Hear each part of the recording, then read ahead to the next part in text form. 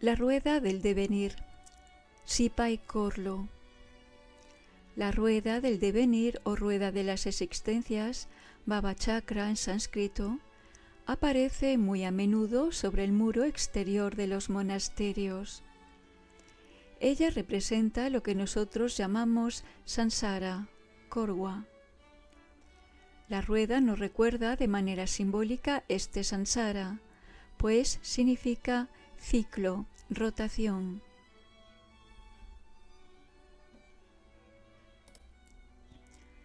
Por samsara entendemos el conjunto de existencias condicionadas marcadas por la ignorancia, el sufrimiento y el inexorable caudal del tiempo que se va, representado por Yama abrazando la rueda del devenir. El nirvana significa, al contrario, el modo no condicionado del ser y la manifestación, de la cual su naturaleza es felicidad. La idea de ciclo o rotación que contiene la palabra samsara se refiere al hecho de que los seres en la ignorancia no ocupan un sitio estable, sino que pasan de una condición de existencia a otra, según sea su karma. El mecanismo del karma. La noción de karma es un dato indispensable para comprender lo que es el samsara.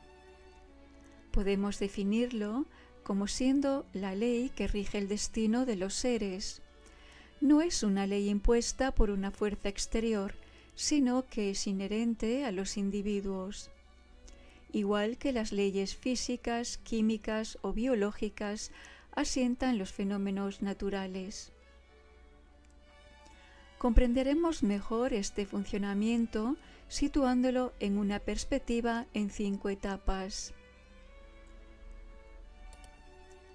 La primera, desde tiempos sin comienzo, los seres se encuentran en la ignorancia fundamental, en la ausencia del reconocimiento de su verdadera naturaleza. Segunda, bajo la influencia de esta ignorancia, ellos conciben falsamente la existencia de un yo, sujeto y centro de su experiencia, y un otro, objeto y periferia de su experiencia. Esta separación constituye una dualidad en la cual está encerrada toda la percepción de la manifestación. Tercera, la dualidad entrena una serie de relaciones entre el yo y el otro. Estas relaciones pueden ser positivas o negativas. Las negativas provocadas por las perturbaciones internas, el deseo, la ira, la ignorancia, el orgullo, la envidia, etc. Cuarta, empujados por el movimiento de su mente, los individuos realizan actos bajo forma de acciones físicas, de palabras o pensamientos que engendran potencialidades buenas o malas que se almacenan en las capas profundas del inconsciente. Esto es el karma. Quinta, estas potencialidades maduran de una existencia a la otra bajo la forma de experiencias felices o dolorosas según su naturaleza. Así se explica la diversidad de condiciones de la existencia y sus diferentes destinos.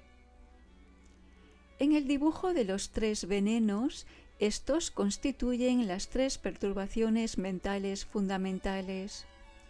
Ellos ocupan el centro de la rueda del devenir, pues ellos son el motor. Ellos son el deseo, representado por un gallo, la ira, representada por una serpiente, y la ignorancia, representada por un cerdo. Los 6 mundos. La madurez de un cierto tipo de karma encuentra su expresión en su mundo correspondiente. Cuando los individuos poseen karmas similares, experimentan por medio de un sistema orgánico de percepción común un mundo idéntico. Los humanos, por ejemplo, poseen todos los mismos órganos de los sentidos, que les permite a todos la misma percepción del mundo. Sin embargo, cuando los karmas son demasiado diferentes, eso da lugar a tipos de existencia que ya no pueden comunicarse entre ellos. Hay una multitud de modos de manifestaciones que funcionan de manera paralela o entrelazados. Distinguimos así 6 clases de seres sansáricos, o 6 mundos que ocupan la parte principal de la rueda del devenir. Los dioses, los titanes o dioses celosos, los humanos, los animales, los espíritus ávidos, pretas, y los condenados o seres infernales. De estos 6 mundos, nosotros solo percibimos 2, el de los humanos y el de los animales. El hecho de que no podamos ver los otros no anula su existencia. Esta es testimoniada por seres realizados, que poseen facultades muy superiores a las nuestras. Los 6 mundos se dividen en 2 grupos. Los 3 mundos superiores, reagrupando los dioses, los titanes y los humanos, en los cuales la felicidad es superior al sufrimiento. Y los 3 mundos inferiores, los animales, los espíritus ávidos y los seres de los infiernos, en donde los sufrimientos son superiores a la felicidad. Veamos brevemente cada uno de estos mundos. Los dioses, devas, la en tibetano. Los dioses, durante una vida extremadamente larga, gozan de todos los placeres de los sentidos. Su principal sufrimiento consiste, al final de su vida, en ser rechazados por su comunidad y ver el mundo en donde renacerán, necesariamente inferior al suyo, puesto que han agotado su mérito para seguir viviendo en el mundo de los dioses. El orgullo que está asociado a mucho karma positivo les conduce a renacer en ese mundo de dioses. Los titanes, asuras, lamin.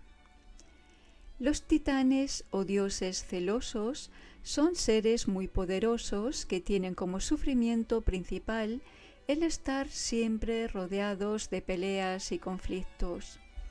La envidia conduce a renacer en este mundo. Los humanos, Manusya, Mi.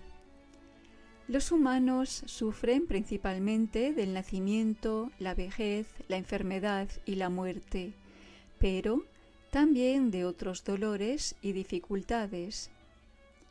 El deseo y también un karma positivo superior al karma negativo lleva a un nacimiento en el mundo de los humanos. El Buda, representado en lo alto del dibujo de la rueda del devenir, indica que la enseñanza espiritual es accesible en este tipo de existencia, mientras que es casi inexistente en las otras. Los animales, Tiryanka, Dundro. Los animales sufren del hambre, del frío, de la enfermedad, del miedo a ser devorados, de ser explotados por los humanos, etc. Ellos sufren también porque su inteligencia es limitada. El karma negativo, asociado a la opacidad mental y la ignorancia, nos lleva a renacer como animal. Los espíritus ávidos, pretas, yidak. Los espíritus ávidos sufren de un hambre y una sed continuas que nunca pueden satisfacer. El karma negativo asociado a este mundo es la avaricia. Los condenados, Naraka, Nielwa. Los infiernos son mundos de sufrimiento intenso en los cuales la vida es extremadamente larga. Los seres que se encuentran allí sufren de los tormentos del fuego o del hielo o también diversos suplicios, como podemos ver en el dibujo de la rueda del devenir. El karma negativo asociado a la ira es el que nos lleva a renacer en el infierno. Un Buda para cada mundo. El mundo de los humanos, en el cual la práctica espiritual, en razón de un cierto equilibrio entre el sufrimiento y la felicidad, es más fácil que en otros mundos. Es un terreno privilegiado para la acción de los Budas, pero los Budas también intervienen en los otros mundos para aliviar el sufrimiento de los seres que están allí. Entonces hay un grupo de 6 Budas que actúan en cada uno de los 6 mundos. Indra, blanco, para el mundo de los dioses. Vematra, verde, para el mundo de los titanes. Sakya Singha, amarillo, para el mundo de los humanos. Dhruva Singha, azul, para el mundo de los animales. Bala Mukha, rojo, para el mundo de los espíritus ávidos. Dharma Raja, negro, para el mundo de los infiernos.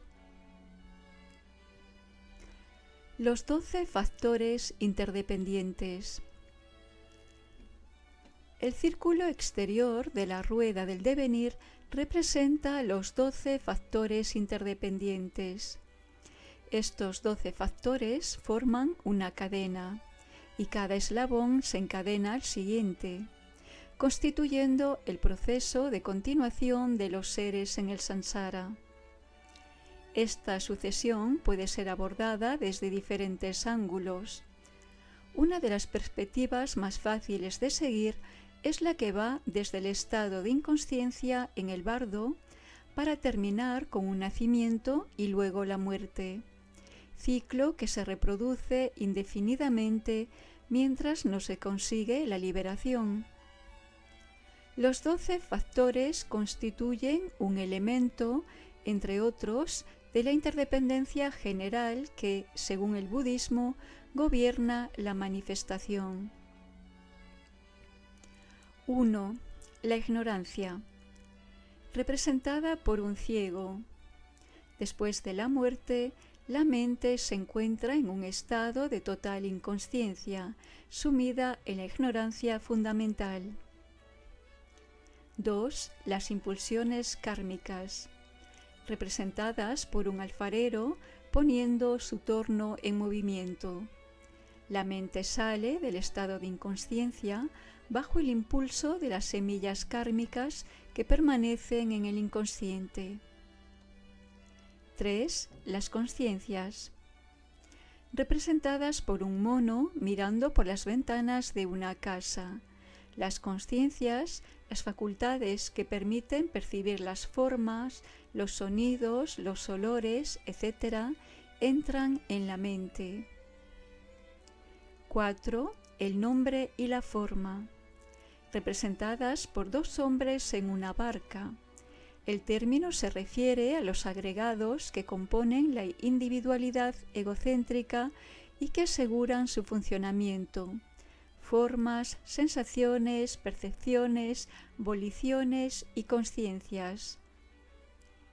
Se les llama el nombre y la forma en la medida en donde el primero es tangible y constituye la forma, y los otros 4 solo son mentales, no pueden ser vistos ni tocados, sino solamente nombrados.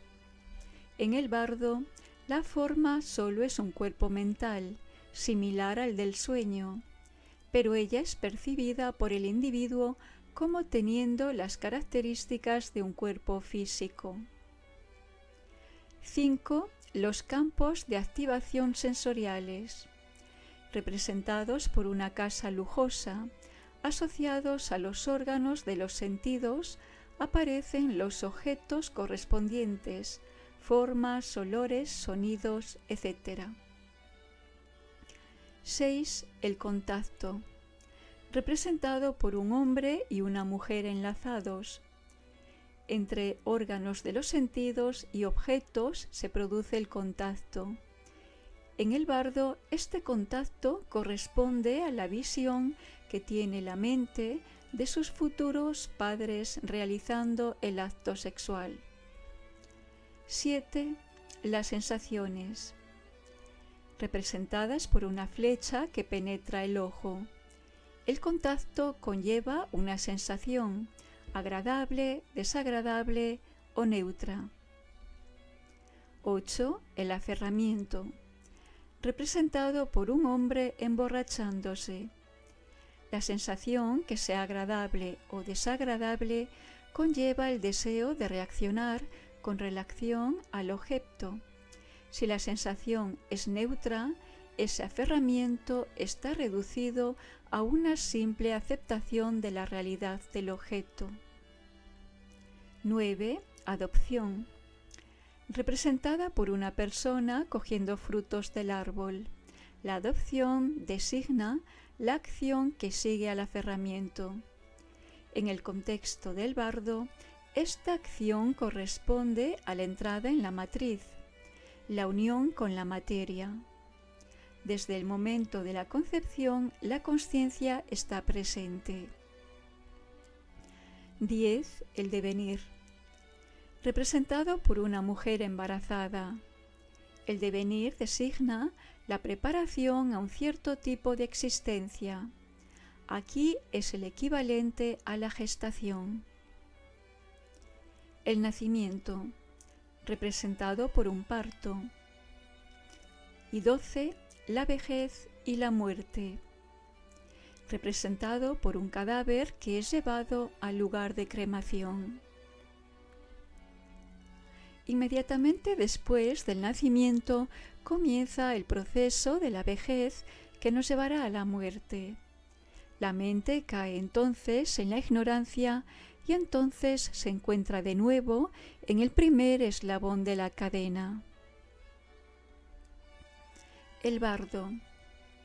En algunas representaciones, la rueda de las existencias engloba un círculo suplementario que viene a intercalarse entre los 3 venenos del centro y las 6 clases de seres. Vemos seres llevados hacia una caída dolorosa, mientras que otros se elevan hacia la paz. Esta imagen representa el bardo, el período que separa la muerte de un nuevo nacimiento. Según la tradición tibetana, el bardo dura un máximo de 49 días, pero puede ser mucho más corto. Se finaliza cuando la consciencia del difunto se une al óvulo y el espermatozoide cuando estos se unen. Por esta razón, el budismo considera que el embrión ya es plenamente un ser vivo y que suprimirlo equivale al hecho de matar a un ser humano.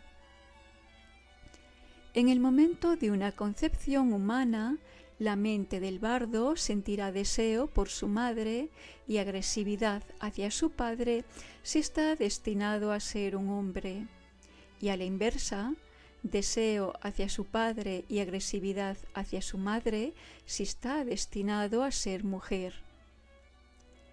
El bardo es descrito como un periodo muy parecido al sueño.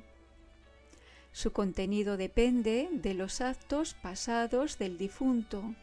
Una vida llena de actos negativos producirá apariencias terroríficas y muy dolorosas, parecidas a las peores pesadillas.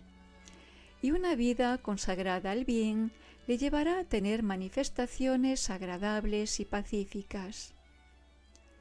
Su salida depende de las mismas condiciones. El karma positivo de los seres les lleva a renacer en los mundos superiores y su karma negativo los conduce hacia los mundos inferiores. La liberación. En el cielo, por encima de la rueda, aparece generalmente un Buda que, el brazo extendido, apunta hacia una rueda del Dharma, símbolo del camino liberador, o una luna, símbolo de pureza. Esto indica que el samsara no es una prisión definitiva. La práctica del Dharma permite escaparse, obtener la liberación, gracias a la cual salimos para siempre del ciclo de las existencias.